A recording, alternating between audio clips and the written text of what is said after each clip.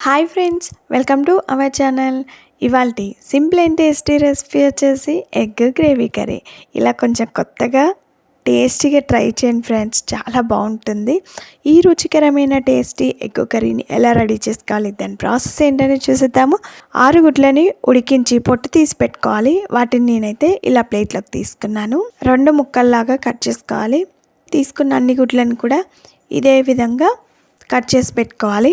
Stove పైన ఇలాంటి ఒక తవా పెట్టుకోవాలి. దానిపైన 1 స్పూన్ వరకు నూనె పోసి నూనె అంతా వచ్చేలాగా ఇలా స్ప్రెడ్ చేసుకోండి. తర్వాత కట్ చేసుకున్న కోడిగుడ్లని ఈ తవా పైన పెట్టుకొని వీటిని ఇప్పుడు ఫ్రై చేసుకోవాలి. ఒక పక్కన ఇవి ఫ్రై చేసుకుంటూనే ఇంకొక పక్కన ఒక మిక్సీ జార్ని తీసుకొని అందులో బాగా పండిన ఒక 3-4 టమాటాలను కట్ చేసి వేసుకోవాలి. పెద్ద సైజు ముక్కల్లాగా కట్ చేసి వేసుకోండి. ఇందులోనే 4-5 వెల్లుల్లి రెబ్బలు పొట్టు తీసి వేసుకోవాలి. కొంచెం కొత్తిమీరని కూడా వేసుకోవాలి. ఇప్పుడు మిక్సీపై మూత పెట్టి మెత్తని పేస్ట్ లాగా మిక్సీ పట్టుకోవాలి.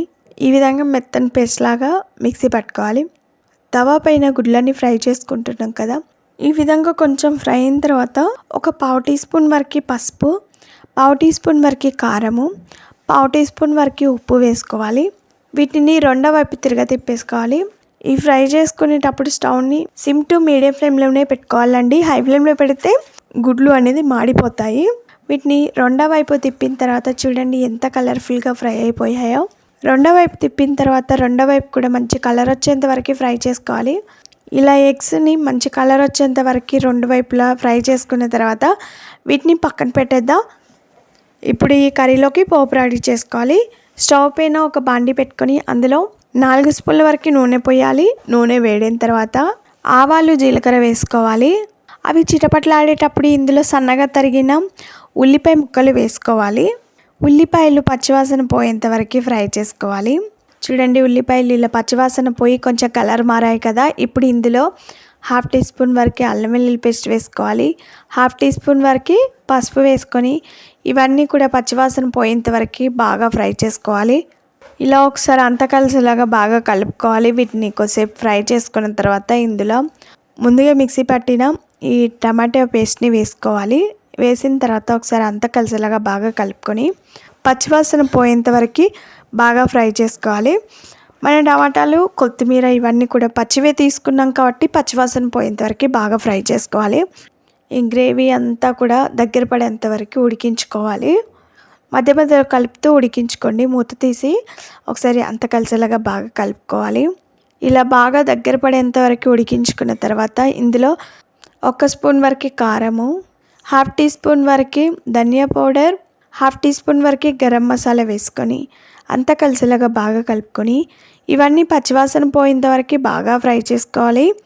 ఇప్పుడు పాండిపై మూత పెట్టి ఆయిల్ సపరేట్ అయ్యేంత వరకు బాగా ఫ్రై చేసుకోండి.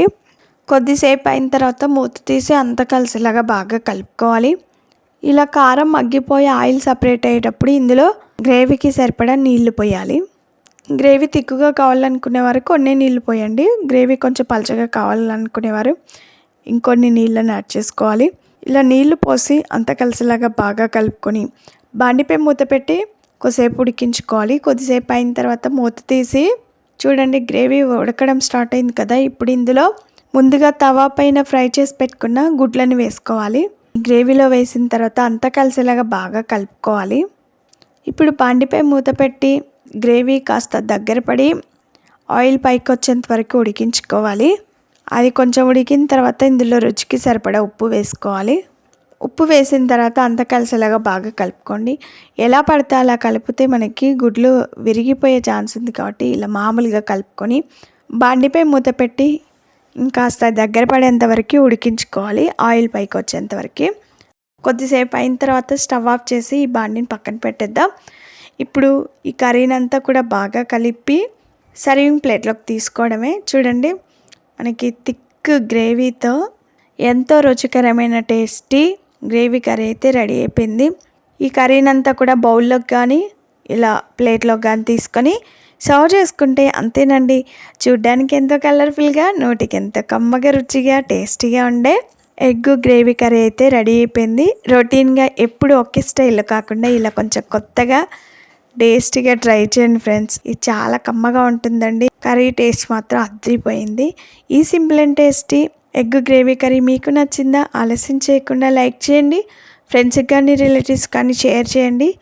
మీరు ఈ కర్రీ రెసిపీని తప్పక ట్రై చేయండి. మీకు ఎలా వచ్చింది, టేస్ట్ ఎలా ఉందనేది కామెంట్ చేయండి.